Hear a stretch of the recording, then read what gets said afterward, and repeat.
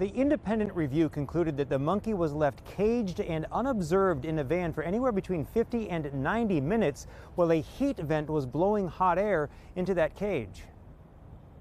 This is stock footage showing what a rhesus macaque looks like.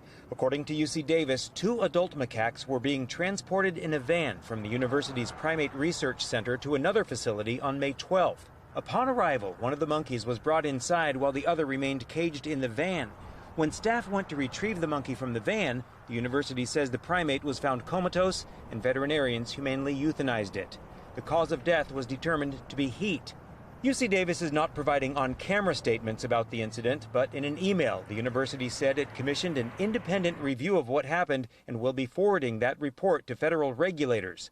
UC Davis said it is implementing the recommendations in the report, which was conducted by a professor emeritus at the University of Texas. In a press release, UC Davis said, "We deeply regret the preventable death of this animal. As home to one of the largest animal care research programs in the country, the welfare of every animal at UC Davis is our highest priority, and the avoidable death of any animal in our program is a tragedy. We are taking immediate actions to prevent an event like this from occurring again," end quote. According to the university, those actions include new policies allowing only one animal at a time to be transported, and the university is prohibiting the practice of leaving animals behind in vehicles. Animal welfare groups are speaking out about what happened. There's really no amount of spin that is going to take away from the fact that there was a monkey, a sensitive, intelligent animal who was trapped in a steel cage, and she was essentially broiled to death. Dr. Alka Chandna, Vice President of Laboratory Investigations for PETA, is calling on UC Davis to go further with its reforms.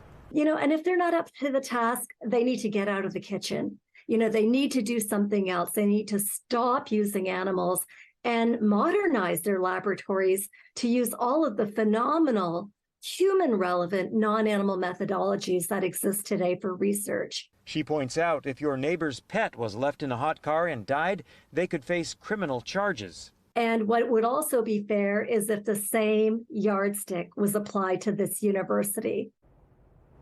And among the reforms UC Davis has announced since the incident, the university is purchasing a new transport van with thermostatically controlled heat and air. Reporting live at UC Davis, covering local news that matters, Dennis Shanahan, Fox 40 News.